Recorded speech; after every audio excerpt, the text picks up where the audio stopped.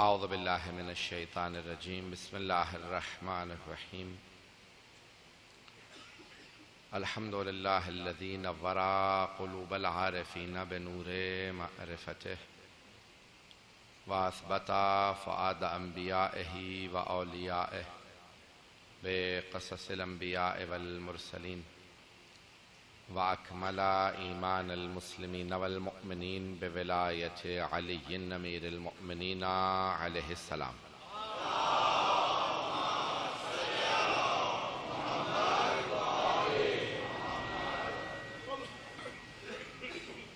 والصلاة والسلام والتحية والإكرام على أفضل الموجودات العبد المؤيد والرسول المسدد المصطفى الأمجد المحمود الأحمد أعني أبا القاسم محمد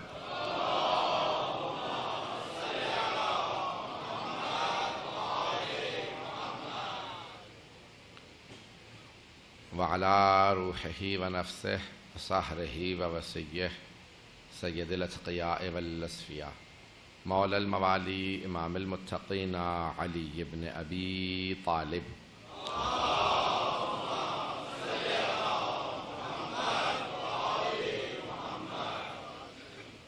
وعلى أوصيائه لا سيما بقية الله في الأرضين روحي وأرواح العالمين لتراب مقدمه الفدا واللعنة الدائمة على أعدائهم أجمعين من الآن إلى قيام يوم الدين أما بعد فقد قال الله الحكيم في كتابه الكريم بسم الله الرحمن الرحيم إن الحسنات يذهبن السيئات صدق الله العلي العظيم صلوات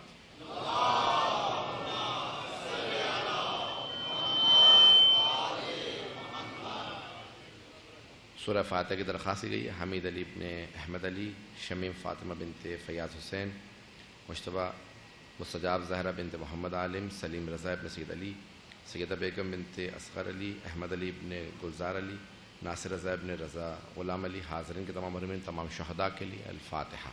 بسم اللہ الرحمن الرحیم۔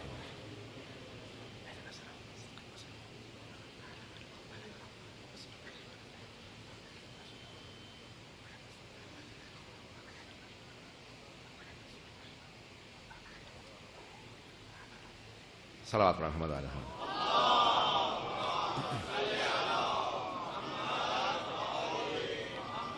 وعجل فرجہ۔ میں نے قرآن کے ایک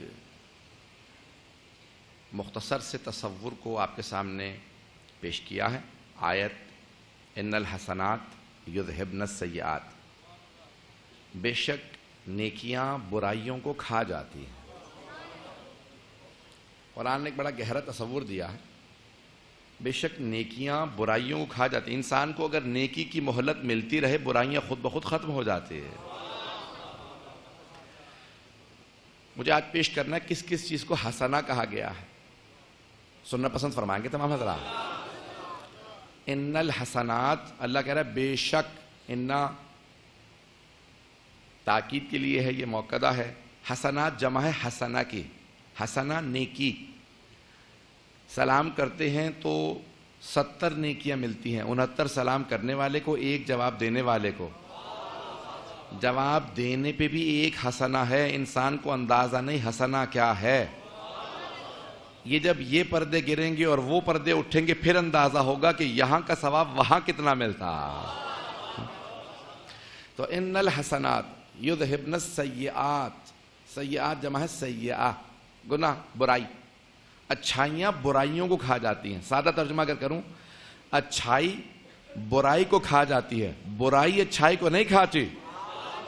معاشرے میں کبھی آپ سے کوئی کہے نا کہ بھئی آپ اکیلے کیا کر لیں گے، اگر سمجھتے ہو کہ نیکی کرو گے تو سارا معاشرہ تو مثال کے طور پہ اچھائی نہیں کر رہا، برائی کر رہا ہے، تو کہیے گا نہیں، قرآن نے کہا ہے اچھائی برائی کو کھا جاتی ہے۔ برائی کبھی اچھائی کو نہیں کھا سکتی، اچھائی برائی کو کھا جاتی ہے۔ یہ قرآن نے تصور دیا، اسی کو پیش کرنا چاہ رہا ہوں۔ ایک اور قرآن نے تصور دیا ہے، من جاء بالحسنۃ فلہ عشر امثالہا، اسی آیت کی تشریح میں پیش کر رہا ہوں۔ اللہ نے وہاں لفظ حسنہ کہا، حسنات جمع ہے حسنہ۔ اللہ قرآن میں کہتا ہے جو بھی ایک نیکی کرے اسے 10 گنا ثواب ملتا ہے. یعنی جو اللہ نے ایک نیکی کا ثواب لکھا ہے، اللہ ایک نہیں دیتا ثواب، پھر 10 گنا ثواب دیتا ہے. یہ جو آپ مجلس میں آئے ہیں نا، جو اللہ نے ثواب لکھا ہے اس کا 10 گنا مل رہا ہے. روایت میں مولا 10 گنا ملتا کہ ہاں، جب پہلا ثواب تب ملتا ہے جب نیت کرتے ہیں. جب نیت کر لیتے ہیں تو اسی وقت پہلا ثواب مل جاتا ہے. نیت المؤمن خیر من عمل، حدیث معصوم ہے، مومن کی نیت اس کے عمل سے بہتر ہے. نیت خالص رکھو تاکہ نیکی کر سکو نہ کر سکو ثواب تو ملتا رہے. میں ایک نئے پورے تصور کو پیش کرنا چاہ رہا ہوں کہ سننا چاہیں. اب یہ 3 اشروں کے بعد مسائل وغیرہ پڑھا کے گلے بالکل خراب ہوتے ہیں، تو پیش کروں جو بھی آپ محبت سے جس طرح سن رہے ہیں سنتے رہیے گا. تو ان الحسنات یذھبن السیئات من جاء بالحسنۃ فلہ 10 امثالھا. جو بھی نیکی کرے اللہ اسے 10 گنا ثواب دیتا ہے. ومن جاء بالسیئۃ، اور جو برائی کرے تو جتنی برائی کی ہے اتنا ہی لکھا جاتا ہے. برائی کی نیت پہ گناہ نہیں لکھا جاتا جب تک برائی کر نہ لے، لیکن نیکی پہ جیسے ہی نیت کی ثواب ملنا شروع ہو گیا. کتنا کریم ہے وہ. نیت آپ نے گھر میں کی مجلس پہ جاؤں گا، مجلس کا ثواب مل گیا، اور جب آ گئے تو وہی 9 گنا اور ثواب مل گیا. عزیزان گرامی، اللہ اتنا کریم ہے. لیکن مولا امیر المومنین نے نہج البلاغہ میں بڑے پیارے انداز سے فرمایا، کہا مجھے تعجب ہے جن کی اکائیاں دہائیوں سے بڑھ جاتی ہیں. پہنچا نہیں سکا بات. اکائی یونٹس، دہائیاں ٹینز. مولا کہتے ہیں اللہ نیکیاں 10 لکھ رہا، دہائیاں، ہر نیکی 10 ملتی ہیں، برائی ایک ہی لکھی جاتی ہے. مولا کہتے ہیں مجھے تعجب ان پہ ہوتا ہے جن کی اکائیاں دہائیوں سے بڑھ جاتی ہیں. پتہ نہیں بات پہنچی نہیں.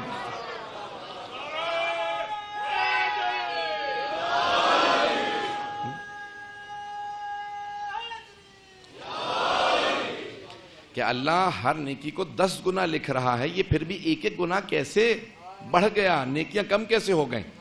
پھر مولا کہتے ہیں مجھے تعجب ان پہ نہیں ہے جو جنت میں چلے جاتے ہیں، مجھے تعجب ان پہ ہے یہ جہنم میں لوگ کیسے چلے جاتے ہیں. جب اللہ 10 گنا ثواب دے رہا ہے، کریم بھی ہے، رحیم بھی ہے، غفور بھی ہے، شکور بھی ہے، کہا جب وہ ایسا ہے تو پھر مجھے تعجب ان پہ نہیں جو جنت میں چلے جاتے ہیں. جنت میں جانا کوئی کمال نہیں ہے، یہ جہنم میں لوگ کیسے چلے جاتے ہیں. پتہ نہیں تعجب ہے یا نہیں. عزیزان گرامی، ایک تصور مولا نے نہج البلاغہ میں دیا ہے اسی آیت کی تفسیر کے اندر. کہتے ہیں کہ اللہ نے تمہارے چاروں طرف جال بچھا رکھے ہیں. کچھ لوگ پہنچ گئے. دیکھیں ہم لوگ بھی ایک دوسرے کے خلاف جال بچھاتے ہیں، ٹریپ بچھاتے ہیں. ارے وہ میرے بیٹے کی شادی میں نہیں آیا تھا، میں اس کے بیٹے کی شادی میں نہیں جاؤں گا. وہ ہماری بیٹی کی سالگرہ میں نہیں آیا تھا، میں اس کی سالگرہ میں نہیں جاؤں گا اس کی بیٹی کی. چھوٹی چھوٹی باتوں پہ بدلہ لیتے ہیں. ہم نے بھی جال بچھا رکھے ہوتے ہیں. لیکن مولا نیا تصور دے رہے ہیں. نہج البلاغہ میں فرماتے ہیں اللہ نے اپنے بندے کے چاروں طرف جال بچھا رکھے ہیں، لیکن رحمت کے جال. بہت بڑا جملہ ہے بھئی، یہ بہت بڑا جملہ ہے مولا کا. اسے سونے کے پانی سے لکھا جائے تاکہ قدر معلوم ہو. مولا فرماتے ہیں اللہ نے اپنے بندوں کے چاروں طرف رحمت کے جال بچھا رکھے ہیں، اور بہانے بہانے سے معاف کرتا رہتا ہے. ہم بہانے بہانے سے بدلے لیتے رہتے ہیں، اللہ بہانے بہانے سے نہیں، اس نے یہ نیک کام کیا جاؤ بخش دو. ارے وہ یہ نیک کام کر کے گیا، جاؤ فرشتوں سے کہا خبردار وہ سارے گناہ کاٹ دو، اس نے وہ نیکی کی تھی. مولا فرماتے ہیں وہ اتنا کریم ہے کہ چاروں طرف جال بچھا رکھے ہیں رحمت کے. ارے اس رحمت کے جال میں نہیں گرے گا تو اس رحمت کے جال میں تو آ جائے گا. کتنا کریم ہے کہ بہانے بہانے سے بندوں کو معاف کرتا رہتا ہے. ارے اس نے اس بوڑھے آدمی کو سلام کیا تھا، وہ میرا بندہ ہے، میرے بندے کی تعظیم کیا، جاؤ میں نے اسے معاف کر دیا. حبیب خدا نے یہاں تک کہا اگر کوئی کسی بوڑھے سفید داڑھی والے آدمی کا بازو پکڑ کے سڑک پار کرا دے تو اس کو اتنے حسنہ ملیں گے. تو ایک جوان صحابی تھے، کہا یا رسول اللہ یہ مسلمان کے لیے آپ بات کر رہے ہیں یا سب کے لیے بات کر رہے ہیں؟ کہا میں نے کہا سفید داڑھی والا، یہ نہیں کہا مومن ہو. یہ نہیں کہا مسلمانوں کا سفید، صرف یہ دیکھے کہ اس آدمی کی داڑھی سفید ہے، یہ نہ دیکھے یہ مومن ہے، مشرک ہے، موحد ہے، کافر ہے، صرف داڑھی دیکھ کے اسے سڑک پار کرائے تو بندہ تو ہے۔ دیکھیں تصور، دیکھیں اسلام کا کتنا گہرا تصور ہے۔ ان الحسنات یذھبن السیئات، کس کس چیز کو نیکی کہا گیا ہے اسلام میں، اس کو تصور پیش کر رہا ہوں کا ہر وہ چیز نیکی ہے۔ حبیب خدا نے فرمایا کہ الصدقہ تو ترد البلا، صدقہ جو ہے وہ بلاؤں کو ٹال دیتا۔ کہا یا رسول اللہ میرے پاس تو پیسے ہی نہیں ہیں، میں صدقہ نہیں دے سکتا۔ تو آپ نے فرمایا سب سے بڑا صدقہ مسکراہٹ ہے۔ پتہ نہیں توجہ ہے یا نہیں ہے، پتہ نہیں توجہ ہے یا نہیں۔ کب تم نے صرف پیسے کو صدقہ سمجھا؟ نیک کام کرنا بھی صدقہ ہے۔ اور کہا کچھ نہیں کر سکتے، مسکرا کے تو دیکھ سکتے ہو۔ کہ کوئی پریشان ہو اسے مسکرا کے دیکھنا بھی صدقہ ہے۔ پروردگارہ یہ پریشان تھا، میں نے اسے مسکرا کے دیکھا، نہیں پہنچا سکا، نہیں بات پہنچا سکا۔ میں ابھی برطانیہ کے شہر ایڈنبرا، وہاں پہ بڑے بڑے سیاستدانوں کو بلایا گیا، بڑے بڑے سائیکیٹرسٹ، سائیکالوجسٹ آئے، ڈاکٹروں نے ایک میرے لیے سیشن رکھا۔ کہ بھئی آپ بولیے گا اسلام کا ٹینشن، یہ سٹریس جو ہوتی ہے، سٹریس کے حوالے سے اسلام کا تصور کیا ہے؟ تو وہ سارے، جب میں گیا تو مولوی آئے، یہ ہمیں بتایا کہ ڈاکٹروں کا پتہ نہیں توجہ ہے یا نہیں، زیادہ تر گورے تھے، انگریز سے، تو وہ سب تصور لے کے اپنا بیٹھے ہوئے تھے، بھی کیا تصور پیش کرے گا۔ تو میں نے اس میں تقریر میں کہا، میں نے کہا کہ دیکھیں سٹریس دور کیسے ہوتی ہے، حبیب خدا فرماتے ہیں ہمیشہ مسکراتے رہو، مسکرا کے بات کرو۔ تو ایک بہت بڑا سائنسدان تھا، اس نے کہا مجھے آج پہلی مرتبہ احساس ہوا کہ محمد کتنے فضائل کا مالک ہے۔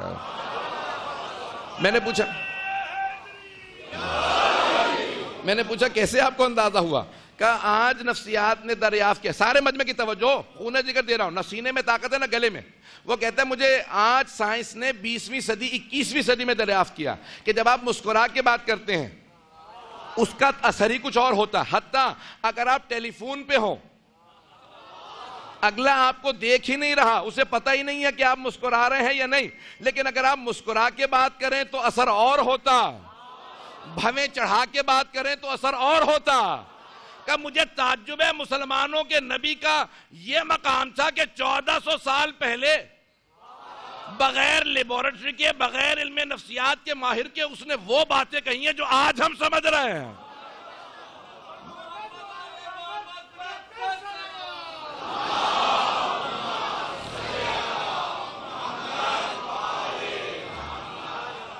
سمجھ میں آئے ہم کس دین کے ماننے والے ہیں؟ ہمارے حبیب خدا، رسول خدا کیسے ہیں؟ ان الحسنات یذھبن السیئات، مسکرا کے دیکھنا حبیب خدا فرماتے ہیں بہت بڑا صدقہ۔ کسی سے اچھی طرح پیش تو آ سکتے ہو۔ نہج البلاغہ میں جناب امیر حضرت مالک اشتر، نام سن رکھا حضرت مالک اشتر کا، اصحاب امیر المؤمنین میں سب سے جلیل القدر حضرت مالک، کوفی عنان، نبی جس کا یونائٹڈ نیشنز کا سیکرٹری جنرل تھا، انتقال ہو گیا۔ تو اس نے، کسی نے، شیعہ نے اس کو کہا کہ علی بن ابی طالب نے گورننس کے متعلق یہ خط لکھا، نہج البلاغہ کا سب سے تفصیلی خط ہے، حضرت مالک اشتر کو لکھا، حکومت کیسے چلانا۔ تو کسی نے جا کے کہا کہ بھئی ذرا یہ تصور کرو، یہ 1400 سال پہلے کسی نے لکھا، کس کو دیا؟ کوفی عنان کو، یونائٹڈ نیشنز کا سیکرٹری جنرل۔ اس نے پورا خط پڑھا، اس نے کہا مجھے تعجب ہے مسلمان ممالک کے اندر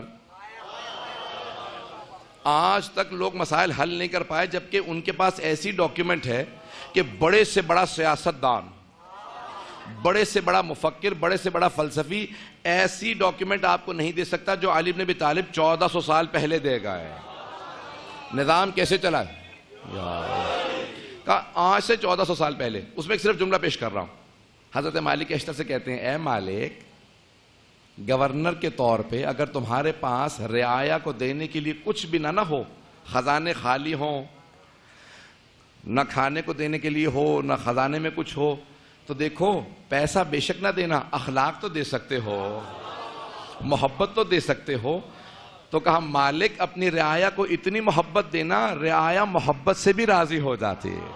اللہ اکبر، کتنا گہرا تصور ہے حضرت امیر علیہ السلام کا، محبت سے راضی ہو جاتے ہیں۔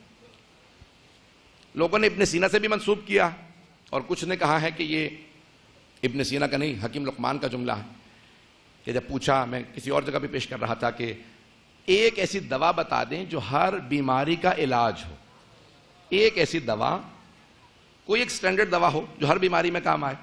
تو انہوں نے کہا کہ ہر بیماری کا علاج محبت میں ہے, محبت دیں, ہر بیماری کا علاج ہے. تو اس نے کہا لیکن اگر محبت کام نہ آ رہی ہو, ہم کسی کو محبت دے رہے ہیں لیکن پھر بھی اثر نہیں ہو رہا, تو انہوں نے کہا ڈوز بڑھا دو.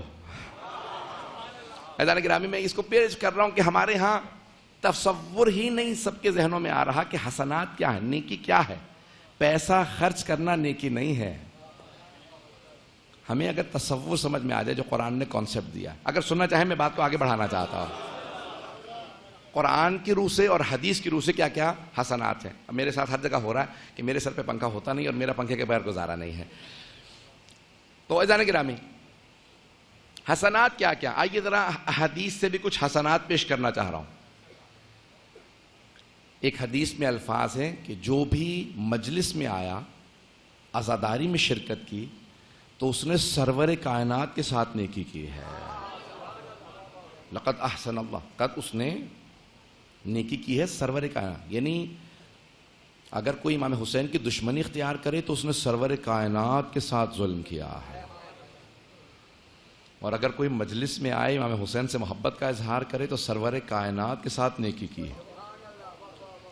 کہا یا رسول اللہ واقعا آپ کے ساتھ؟ کہا نہیں, صرف میرے ساتھ نیکی نہیں کی, اس نے علی کے ساتھ نیکی کی ہے, اس نے فاطمہ زہرا کے ساتھ. کہا چاہتے ہو اگر ثواب پاؤ تو وہ تم پہ احسان کریں گے اگر تم اس مجلس میں آؤ. کبھی آپ نے تصور کیا رہے مجلس میں میں آیا ہوں, ثواب مجھے مل رہا ہے, لیکن حبیب خدا کا مقام یہ ہے کہ کیونکہ حسین میرا نواسا ہے, میں یہی تصور کروں گا تم نے میرے ساتھ نیکی کی ہے.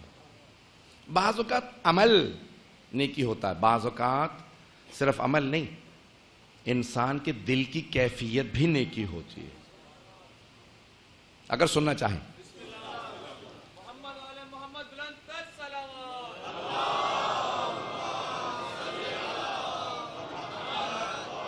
کوئی مسئلہ نہیں.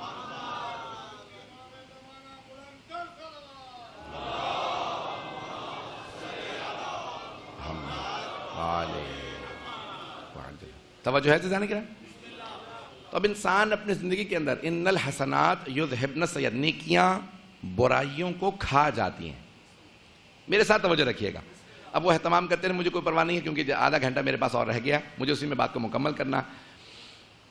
یہ تمام کی تمام نیکی, جب آپ کو نیکی کی توفیق ہوئی, بہت بڑے عالم سے پوچھا آپ کو کیسے پتہ چلتا ہے کہ آپ کا عمل قبول ہو گیا؟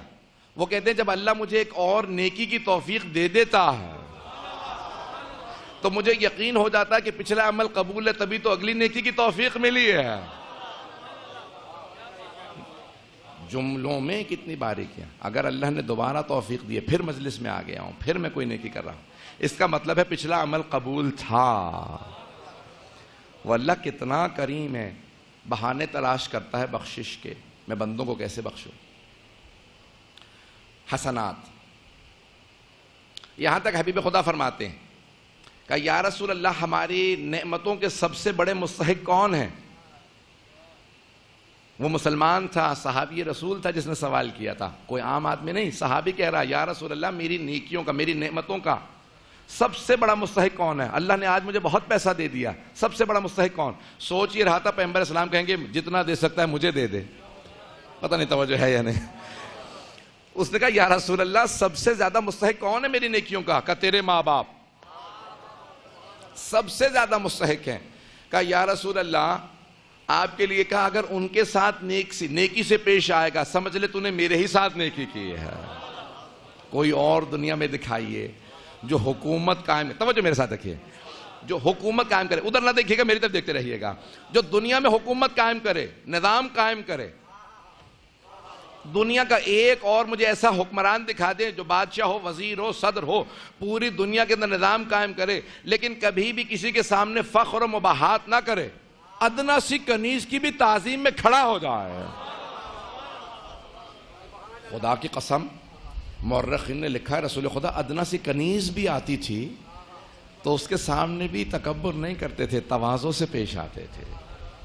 ادنا سی کنیز دنیا کے اندر کبھی ایسا نہیں دیکھا گیا. قیصر و کسریٰ کی حکومتیں دیکھی گئی ہیں, روم کے بادشاہ, ایران کے بادشاہوں کے نظام دیکھے گئے, لیکن حبیب خدا کنیز تک جب آتی تھی تو تعظیماً کہتے ارے یہ کنیز آئی ہے مجھ پہ ایمان رکھتی ہے. میں دیکھ رہا ہوں بہت سے بزرگوں کی آنکھوں میں آنسو. ایذان گرامی سنیں گے؟ اب تو توجہ ہے میرے ساتھ؟ آواز آ رہی ہے سب کو میری؟ ایک چوراہے سے گزر رہے ہیں حبیب خدا, ایک گھر کی ایک ادنا سی کنیز راستے میں کھڑی رو رہی. پیغمبر اسلام رک جاتے ہیں, پوچھتے ہیں کیا بات ہے, رو کیوں رہی ہے؟ کہا یا رسول اللہ میں جس گھر کی کنیز ہوں انہوں نے پیسے دیے تھے, سامان لیا, مجھ سے پیسے کھو گئے, اب میں پریشان ہوں, گھر جاؤں گی تو وہ کہیں چوری کا الزام نہ لے دیں, اور اگر سامان لینے جاؤں تو پیسے نہیں ہیں, کروں تو کیا کروں؟ پیغمبر اسلام نے کہا کتنے پیسے تھے؟ کہا اتنے درہم تھے. پیغمبر نے اپنے پاس سے درہم دیے, کہا جا سامان لے اور گھر چلی جا. پتہ نہیں توجہ ہے یا نہیں.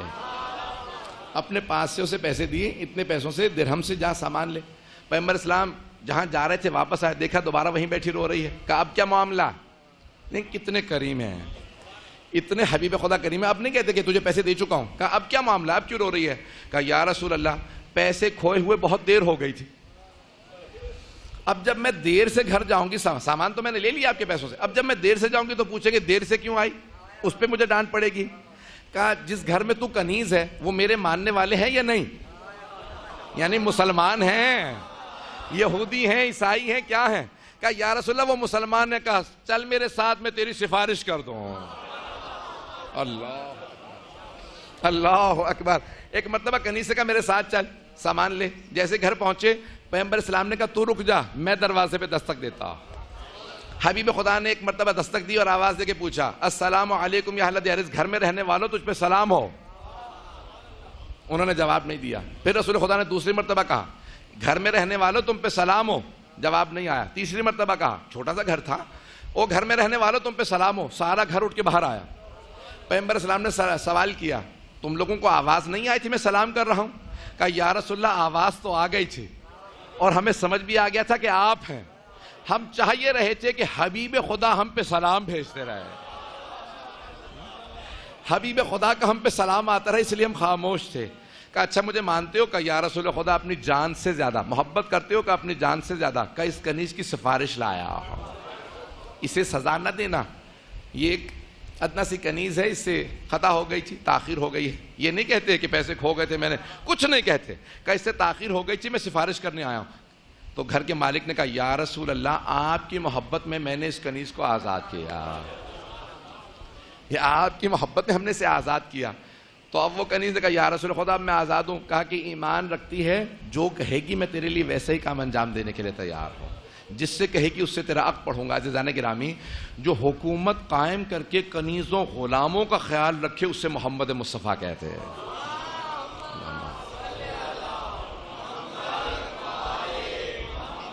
وعجل فرج. عزیزان گرامی کبھی کسی نیکی کو چھوٹا نہ سمجھیں. میں نے اپنی زندگی کا سب سے بڑا تجربہ یہ کیا ہے, وہ افراد جو کہتے ہیں میں بہت بڑی کوئی نیکی کروں گا, کوئی بڑے کام کی مہلت ملی تو بڑا کام کروں گا, چھوٹے موٹے کام یہ میرا شیوا نہیں ہے, میں چھوٹے موٹے کام نہیں کرتا. ایسے آدمی کو پوری زندگی کبھی نیکی کی توفیق ہی نہیں ہوتی. اور وہ افراد جو ہر نیکی کو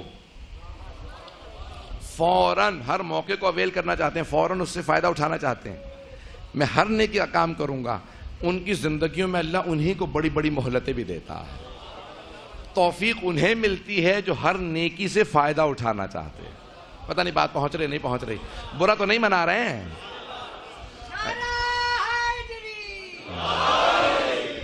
کبھی کسی کام کو چھوٹا نہ سمجھیں, کبھی یہ نہ سمجھیں یہ تو چھوٹی سی نیکی ہے پانی پلانا. میں پانی پلاؤں کسی کو؟ سرور کائنات فرماتے ہیں میں نے اپنے چچا حمزہ کو خواب میں دیکھا, صحابہ کے مجمع میں کہتے ہیں, کتاب ہے شیخ حسین نوری کی کتاب. کہ چچا کو خواب میں دیکھا کہ چچا جان آخرت میں کیا کام آیا؟ کہا یا رسول اللہ 3 چیزیں آخرت میں سب سے زیادہ کام آئیں. 3 چیزیں آخرت میں. کہا یا رسول اللہ آپ نے کہا تھا علی سے محبت کرو, آپ کے اعلان سے پہلے سے کیونکہ علی بھتیجے تھے میں محبت کرتا تھا, آخرت میں علی کی محبت بہت کام آئے. دوسرے یا رسول خدا میں آپ پہ ہمیشہ صلوات بہت زیادہ پڑھا کرتا تھا. تو آپ پہ جو صلوات پڑھنا تھی وہ آخرت میں بہت کام آئے. اور تیسرے یا رسول اللہ میرے بابا جناب عبد المطلب حاجیوں کو کھانا کھلاتے تھے تو سب بیٹوں کی ذمہ داری لگاتے تھے, تم کھانا کھلاؤ گے, تم بٹھاؤ گے, تم پانی پلاؤ گے. تو میری ہمیشہ ذمہ داری پانی پلانے کی لگتی تھی. آخرت میں پانی پلانے کا بہت ثواب ملا. آپ جس نیکی کو چھوٹا سمجھتے ہیں کیا پتہ وہی آپ کی بخشش کا سبب بن جائے. ان الحسنات یذہبن السیئات. نیکیاں برائیوں کو کھا جاتی ہیں. جس نیکی کو آپ بعض اوقات حقیر سمجھ رہے ہوں کیا پتہ وہی نیکی آپ کی بخشش کا سبب بنے. کسی نیکی کو چھوٹا نہ سمجھے. پتہ نہیں بات میں پہنچا پا رہا ہوں یا نہیں پہنچا پا رہا ہوں. مطالب میں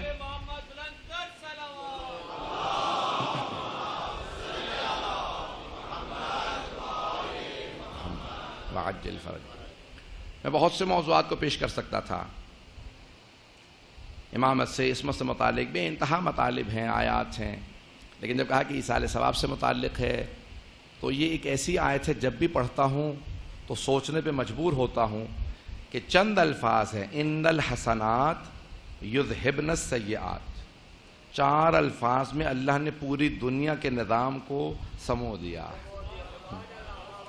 ان 4 الفاظ میں اگر یہ ایک اصول ہم اپنے پلے باندھ لیں, ہر نیکی میں حصہ لیں. آئیں ذرا ایک روایت پیش کرنا چاہتا ہوں اور پھر اس آیت کی تفسیر میں مزید آپ کو تفصیل دوں گا اگر سننا پسند فرمائیں. عزیزان گرامی, یہاں تک ایک شیخ الرئیس شیخ عباس کرمانی نے روایت اپنی مقتل میں لکھی ہے. شاہکار آفرینش ان کا مقتل کا نام ہے. مقتل شیخ الرئیس کے نام سے مشہور ہے. کہتے ہیں کہ کچھ کربلا زائرین گئے کیونکہ زیارتوں کا موسم ہے, سب لوگ زیارت پہ جانا پسند کرتے ہیں. عاشورہ پہ, اربعین پہ ثواب بھی بہت زیادہ. بعض احادیث میں یہاں تک ہے کہ جو بھی اربعین پہ جائے اسے 500 حج, 500 عمرہ اور 500 جہاد مع رسول خدا کا ثواب ملتا ہے. ایک زیارت پہ اتنا ثواب, ایک زیارت پہ. حج کے اتنے ارکان ہیں, طواف ہے, سعی ہے, وقوف عرفات ہے, مزدلفہ ہے, منی ہے, مشعر ہے, مبیت ہے, شیطانوں کو کنکریمہ, سارے ارکان بجا لاؤ. کچھ لوگ تو پہنچ گئے ہیں, کچھ لوگ پھر بھی تعجب کر رہے ہیں. سارے ارکان بجا لاؤ تو ایک حج, اور حسین ابن علی کی بس ایک لحظے میں ایک زیارت ہو گئی, اس پہ 500 حج. کبھی غور کیا کہ آیا کوئی نظام آگے پیچھے تو نہیں ہو گیا, حدیث کہیں اوپر نیچے تو نہیں ہو گئی ہے؟ اور ایک آدھ حدیث ہو تو انسان شک بھی کر لے معاذ اللہ. ایک آدھ حدیث ہو نا تو انسان معاذ اللہ استغفر اللہ شک بھی کرے, شاید ضعیف ہو, پتہ نہیں راوی نے صحیح سنا بھی تھا کہ نہیں. اور اگر ایک ہی موضوع پہ 10 حدیثیں ہوں تو شک کی گنجائش بھی نہیں رہتی. اور یہ میں نے کم ثواب بتایا ہے. بعض خدا کی قسم حدیث میں شیخ عباس کو میں نے لکھا ہے 1000 حج, 1000 عمرہ, 1000 جہاد مع رسول خدا کا ثواب ملے گا. ایک زیارت حسین کا. زیارت کیا ہے؟ آپ گئے اور جانے کے بعد صرف ذریعہ مقدس پہ کہا السلام علیکہ یا ابا عبداللہ الحسین. زیارت ہو گئی, اتنا ثواب مل گیا. کیوں؟ میں صرف ایک جواب پیش کرنا چاہ رہا ہوں. اس روایت کو سن لیجیے گا غور سے. امام حسن مجتبیٰ طواف کر رہے ہیں. اللہ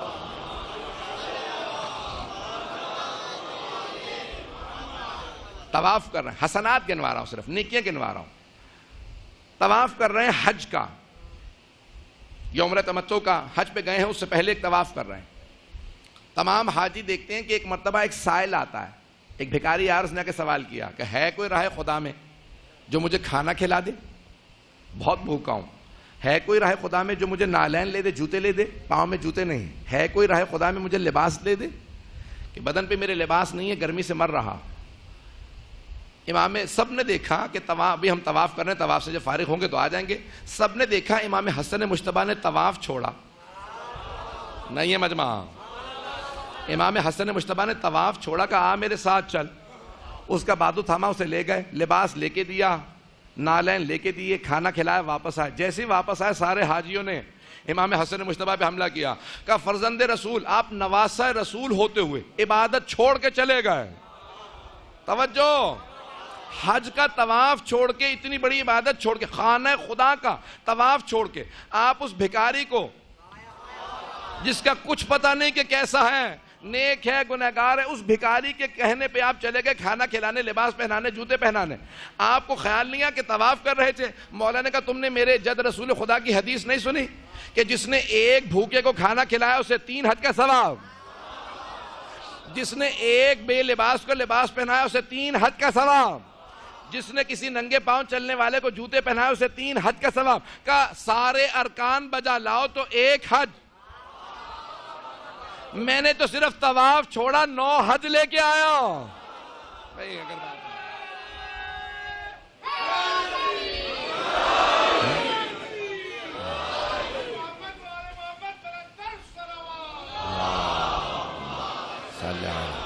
محمد توجہ فرما رہے تھے جانے گرام. مولا نے کہا میں نے ایک طواف چھوڑا 9 حج کا ثواب لے کے آیا ہوں. اس ثواب کو میں دوبارہ بجا لا سکتا ہوں, لیکن اس نیکی سے محروم ہوتا کوئی اور ثواب لے جاتا. حسنہ یہ نہیں ہے کہ آپ انتظار کریں کوئی اور تو نہیں پہنچے گا, حسنہ یہ ہے کہ میں پہل کروں. عزیزان گرامی, ایک بھکاری کو کھانا کھلانے کا اتنا ثواب, بے لباس کو لباس پہنانے کا 3 حج کا ثواب. اور اگر جناب سید الشہداء کی محبت میں کوئی ان کی زیارت کے لیے جائے, نہیں پہنچا سکا بات کو.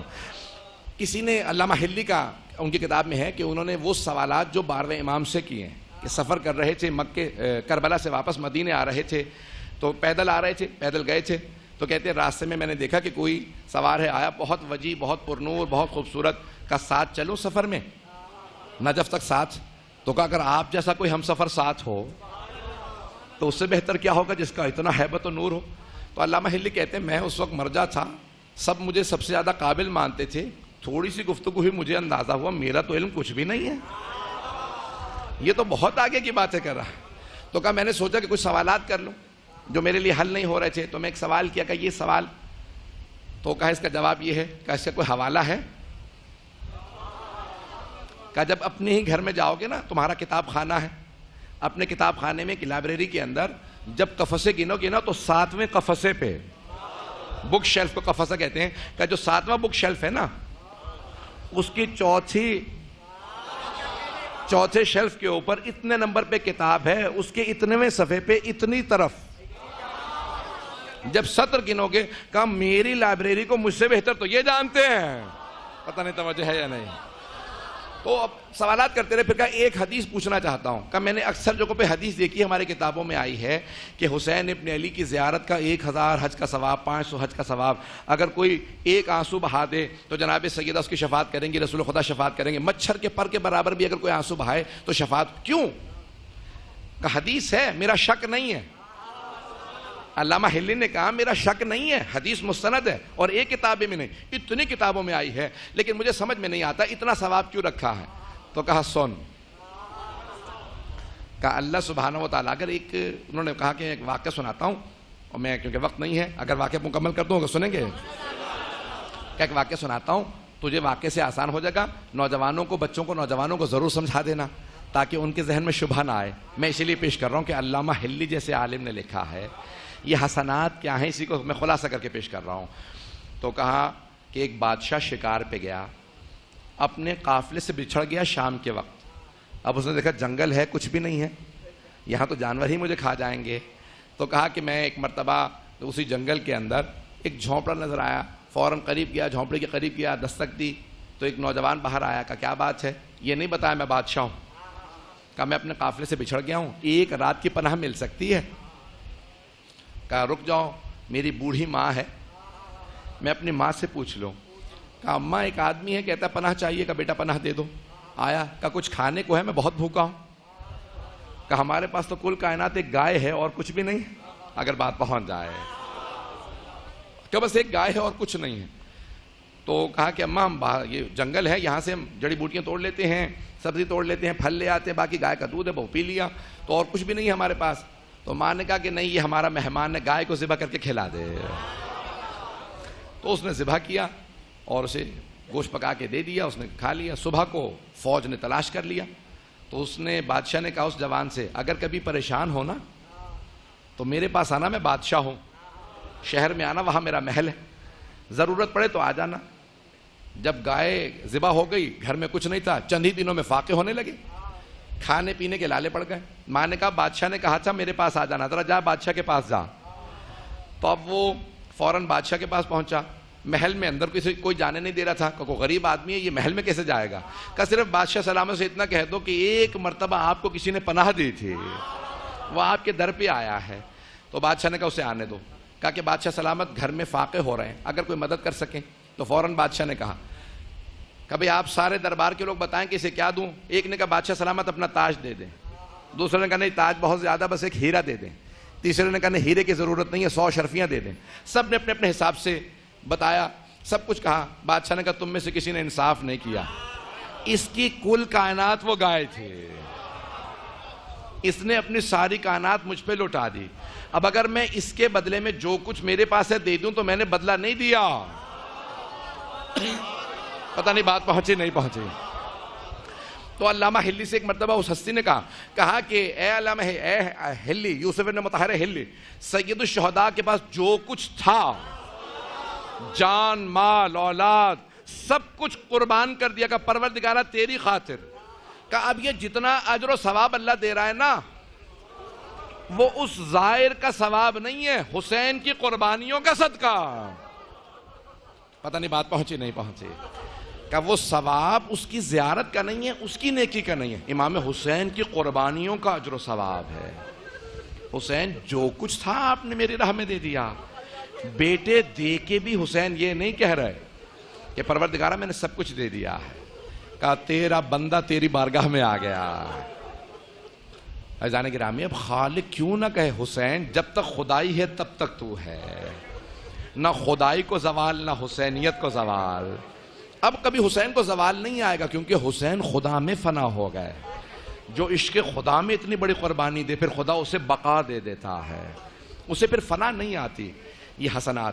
علامہ ہلی گھر گئے، فوراً سارے سوالات کے جوابات لکھے، دروازہ بند کیا، تالا لگا کے بیٹھے، جوابات لکھ رہے تھے۔ سوچنے لگے یہ کون ہوں گے جنہوں نے جوابات دیے ہیں، کہیں یہ امام زمانہ تو نہیں تھے۔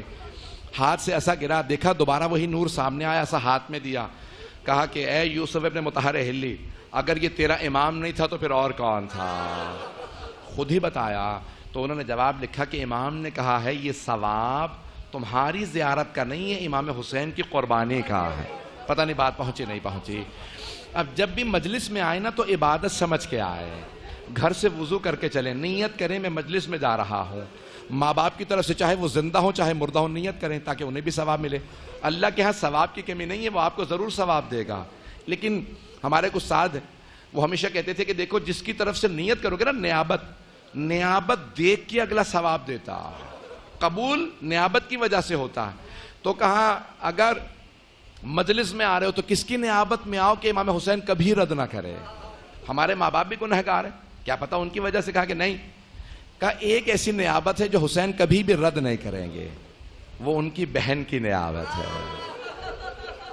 کہا جو بھی نیت کرے میں جناب زینب کی نیابت میں حسین کی مجلس میں جا رہا ہوں، کہا پھر حسین دیکھیں گے ہی کسی اور نظر سے، ارے یہ میری بہن کی نیابت میں آیا ہے۔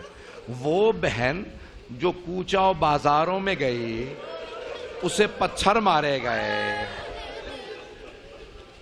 اس بی بی کو تازیانے مارے گئے، لیکن کسی موقع پہ اس نے شکوہ نہیں کیا، ہر جگہ پہ ایک ہی جملہ کہا، میں باغی کی نہیں حسین کی بہن ہوں، میرا بھائی نواسہ رسول تھا۔ میں ہاتھ جوڑ کے ایک جملہ کہوں گا، اگر دیکھ سکے تو دیکھیے گا، اگر کوئی برداشت نہ کر سکے، اکثر میں نے دیکھا ہے لوگ جناب زینب کے مسائل برداشت نہیں کر پاتے، مجھے معاف کر دیں، میں سخت جملہ کہہ رہا ہوں، معاف کر دیجئے گا۔ جانتے ہیں میرا عقیدہ یہ ہے کوئی پھول بھی نہ مارتا، جناب علی علیہ السلام کی بیٹیوں کو، زہرا کی بیٹیوں کو کوئی پھول بھی نہ مارتا، لیکن لوگوں نے بازاروں میں پتھر بھی مارے۔ میری سب سے درخواست ہے، میری طرف دیکھیے گا، سب میری طرف دیکھیں، میرے ہاتھ میں رومال ہے، میری طرف دیکھیں، میری سب سے درخواست ہے، میرے ہاتھ میں رومال ہے، یہ رومال ہے میرے ہاتھ میں، نرم ہے نا، اگر میں آپ میں سے کسی کو رومال بھی ماروں تو درد نہیں ہوگا، اگر رومال بھی ماروں نا تو سب سے پہلے آپ کے چہرے پہ ہاتھ آئے گا۔ پتہ نہیں بات پہنچی نہیں پہنچی۔ میں آپ کو رومال بھی ماروں نا تو فوراً آپ کے چہرے پہ ہاتھ آئے گا، ہاتھ آئے گا، کہیں مجھے رومال نہ لگ جائے۔ میری طرف دیکھیے گا، میری طرف دیکھیے گا، رومال بھی ماروں تو ہاتھ چہرے پہ آئے گا، رومال نہ لگ جائے۔ اور اگر لوگ پتھر مارے،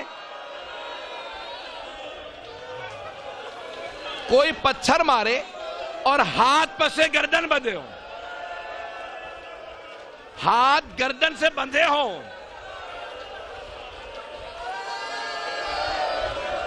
ہاتھ بندھے ہوئے ہوں، کوئی ہاتھ چہرے پہ لا نہ سکے، پتہ نہیں میں جملہ کیسے پیش کروں، اجرکم اللہ۔ اب سمجھ میں آیا کتنا ظلم ہوا علی کی بیٹیوں پہ؟ اب سمجھ میں آیا آپ کو؟ میں ہاتھ جوڑ کے ایک جملہ پیش کروں گا۔ عزیزان گرامی، جب پہلی مرتبہ جناب زینب کوفے آئی تھی نا تو امیر المؤمنین نے خود کہا تھا، بیٹا حسن علیک باللیل، رات کا انتظار کیجئے گا، ابھی میری بیٹیوں کو کوفے میں نہ لائیے گا، رات میں لائیے گا۔ مولا کی اپنی حکومت ہے لیکن کہہ رہے ہیں رات میں لائیے گا۔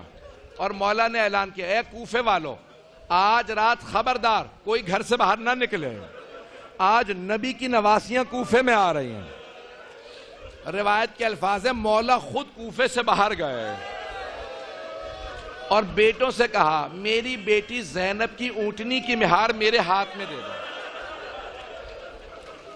اونٹنی کی مہار کو پکڑا، مولا نے بیٹوں سے کہا، ہٹ جاؤ، میں زینب کو خود کوفے میں لے کے جاؤں گا، میں اپنی بیٹی کو خود کوفے میں لے کے جاؤں۔ میری طرف اگر دیکھ سکے تو دیکھیے گا، نہیں تو آنکھیں بند کر کے تصور کیجئے گا۔ مولا علی علیہ السلام نے جناب زینب کی اونٹنی کی مہار کو پکڑ رکھا، اونٹنی کو لے کے کوفے میں داخل ہوتے ہیں۔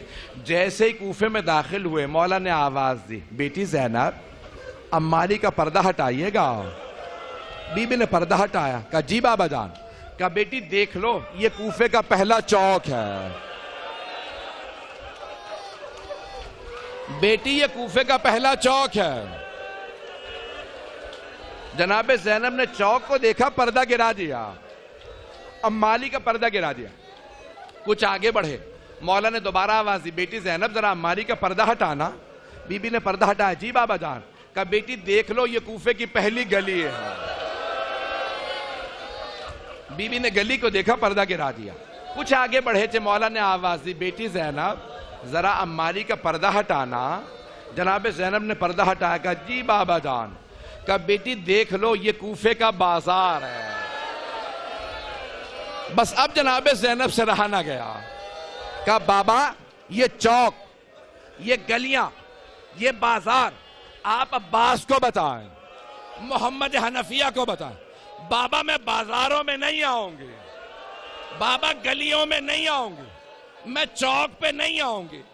جناب امیر کی آنکھوں میں آنسو آئے، کہا بیٹی کل یہی کوفہ ہوگا، نہ میں ہوں گا، نہ حسن، نہ حسین، نہ عباس، اسی بازار میں لائی جائیں گی، ہاتھوں میں پتھر ہوں گے، باغیوں کے نعرے، علی کی بیٹیاں۔ اجرکم اللہ۔ الا لعنت اللہ علی القوم الظالمین وَسَيَعْلَمُ الَّذِينَ ظَلَمُوا أَيَّ مُنْقَلِبٍ يَنْقَلِبُونَ۔ میں دیکھ رہا ہوں میرے بعض بزرگ برداشت نہیں کر پا رہے، ایک بزرگ گزر اپنے منہ پہ تماچے مار رہے، ایک میں دیکھ رہا ہوں یہاں بزرگ ہے برداشت نہیں کر پا رہے۔ آپ ایک سوال کروں آپ سے، دعا کے لیے ہاتھوں کو بلند کیجئے گا۔ استجابت دعا کا وقت ہے، مغرب کا وقت قریب ہے، صرف ایک سوال کروں گا، آپ نے مصائب سنے ہیں نا؟ آپ نے دیکھا تو کچھ نہیں ہے۔ اب سمجھ میں آیا مولا سجاد کیوں اتنا روتے تھے۔ مولا نے بازار دیکھا تھا، مولا سجاد نے شرابی کا دربار دیکھا،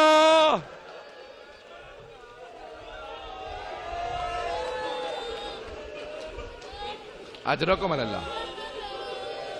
میں دیکھ رہا ہوں چھوٹے چھوٹے بچے بھی رو رہے ہیں. ایک اور سوال کروں آپ سے.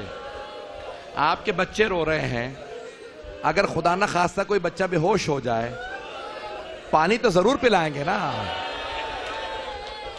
کبھی ایسا تو نہیں ہوگا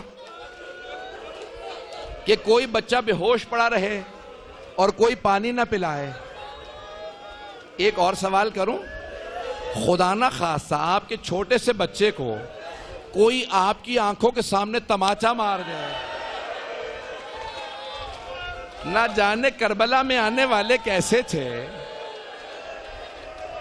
حسین کے یتیم بچوں کو تماچے بھی مارے.